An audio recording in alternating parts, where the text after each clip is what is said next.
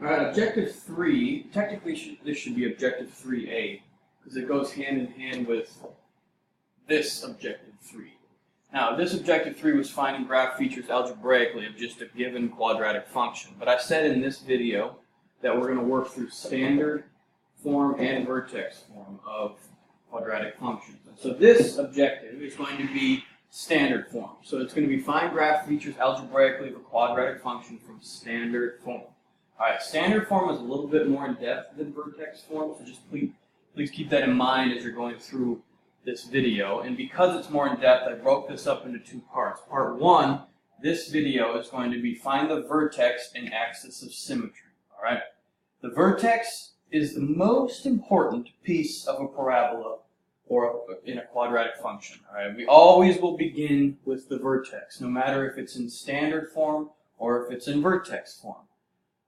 In standard form, I've listed out the steps here to find the vertex. Alright? And you should know by now that if you find the vertex, you also know the axis of symmetry, because the axis of symmetry is the x value of the vertex. Alright, so I'm going to show you how to find the vertex from standard form, because it all begins with the vertex. I've listed out the steps. There's 5 of them. And if I was given this example, the I do problem, I'm going to do an example and have you try one on your own. And it says y equals 2x squared minus 4x minus 3. The first question I should always ask myself is, what form is it in? Alright? Is it in standard form or is it in vertex form? This one hopefully jumps out to you to be in standard form, because it looks to have an A term, a B term, and a C term. Alright? Now, standard form, and that's, if you notice, that's step 1 of our steps here. It says put the quadratic function in standard form, y equals ax squared plus bx plus c. All that means is sometimes, even if the equation is given to you in standard form, sometimes the pieces might be out of order. And if you remember, standard form is highest power to lowest power. So it's always the A term, the quadratic term, then the B term, then the C term. So if you notice, it's always the x squared term, then the x term, then the just number, which is C. Alright, that is standard form. So in this case, it's already done for us. Step 1 is done. It's already in standard form. Alright, so I can move on to step 2. And I'm going to identify the numeric values of A, B, and C. I want you to please get in the habit of writing this out. I know I labeled them above my function up here, but I want to write them out as well, just so they're easy to reference in a little bit. Now my A is 2. My B is -4. And my C is -3. Alright, I've identified my A, B, and C. I can put a check mark there. Now again, it's very important that I do step 2, because I'm going to reference this a lot in this module. I'm always going to, and honestly, for all of Algebra 2, you reference in standard form the A, B, and C terms. Now, step 3, we're going to start doing the process of finding the vertex. Alright, so I'm going to put step 3 right down here. Step 3 says the vertex has an x-coordinate. So the x-coordinate of the vertex is found by using this formula. And I'm going to write that over here a little bit bigger. So please, you have to get familiar with this formula. So please write it over here nice and big and put a square around it so you can reference it easily. Now it says x equals, I'm going to say opposite b over 2a. Alright? That negative sign outside of that b just means that whatever your b term is, which in this case mine's -4, it's going to be opposite it in the formula. Alright? So it's going to be opposite b over 2a. So I'm going to put x equals opposite b, which in this case my b is a -4, so opposite of a -4 is a +4 over 2 times my a value, which is 2. Alright? So far, so good. And again, it's opposite because if I were to input, I'm going to show that math, but if I were to input, by default, the formula is negative b, so I have a negative, and in this case, my b is negative. A negative of a -4 turns this into positive, which means it's a +4 into my formula. So that's why I say opposite. Whatever b is, take the opposite of it, put it into the formula. So if b is positive, if it was a positive 4, then it would be a negative 4. But anyways, moving forward. After I've inputted all of my numbers into the formula, I will continue to simplify. It becomes 4 over 2 times 2 is 4. And then that finally equals x equals 1. 4 divided by 4 is 1. It won't always be 1, but in this case it's 1. So that'll tell me my first piece of information, the vertex at 1. The x value of my vertex is 1. Now that also tells me the axis of symmetry, because the axis of symmetry is always the x value of the vertex. So the axis of symmetry is also 1 in this case. Alright, at this point I am done. I've inputted my values into the formula opposite b over 2a. I found my x coordinate of the vertex. Now I'm going to move on to step 4, which is going to be finding the y term of the vertex. So, step 4 says substitute whatever you get for x in step 3. So in this case we got x equals 1.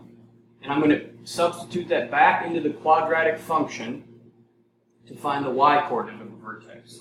If you notice, I'm going to go back to the original quadratic function right here. And if you notice, it says y equals.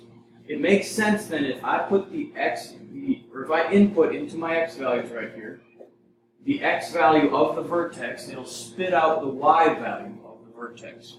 Alright, so in step 4, I'm going to find the y value of the vertex. So the y value equals 2 times my x value, 1, which I found up here, 1 squared, minus 4 times 1, minus 3. And that'll give me, if I simplify that and put all that into my calculator, 1 squared is 1, 2 times 1 is 2, 4 times 1 is 4, 2 minus 4 is negative 2, minus 3 is negative 5.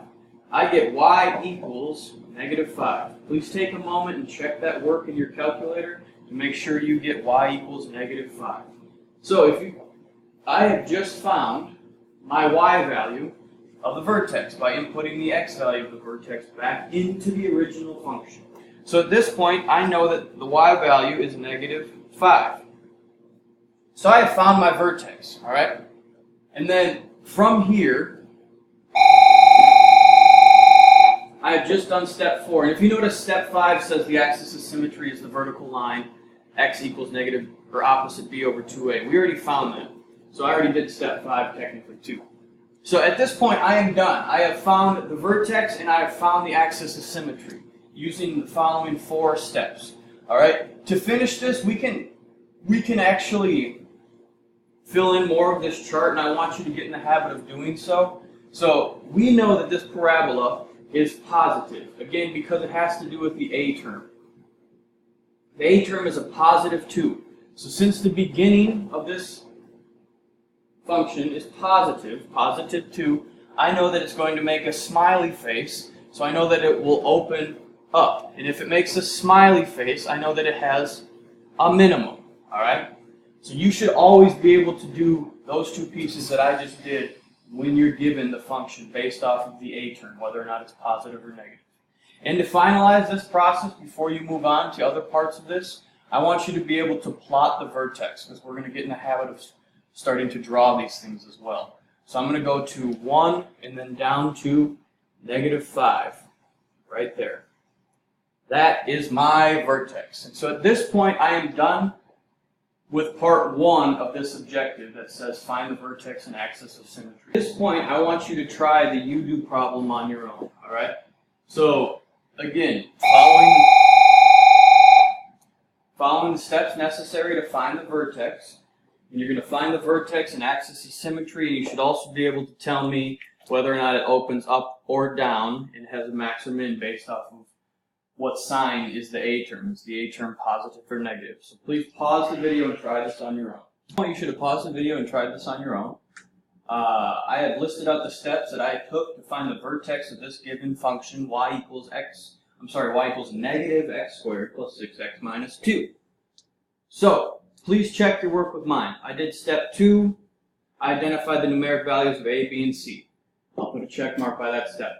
The vertex then is, or the x-coordinate of the vertex is using that formula opposite b over 2a. So my b was 6, but the opposite b is negative 6. I put the opposite of whatever b is into that formula. So opposite b divided by 2 times a. In this case, my a was a negative 1 from that negative sign right there. And that simplifies to x equals negative 6 over negative 2, and then finally x equals positive 3. So that is the x value of my vertex. That is also the axis of symmetry. All right. Then to find the y value, I input the x value back into my original function right here. And I showed my math there.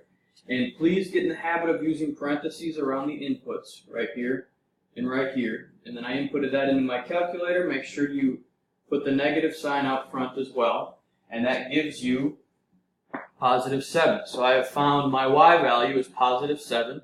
I put that right there. And then I plotted my point. If you were able to do all of that, then, and your work matches mine, then you are good with this part of this objective of finding the vertex and axis of symmetry. And hopefully you're able to say the parabola opens down because the a term is negative. If it begins negative, which it does right here, it makes a frowny face, so it'll open down. And because it opens down, it has a maximum. Alright. At this point, if you got that right, you're ready to move on to the next objective. If your work doesn't match mine in this video, please check with a neighbor or raise your hand and I will come look at your work.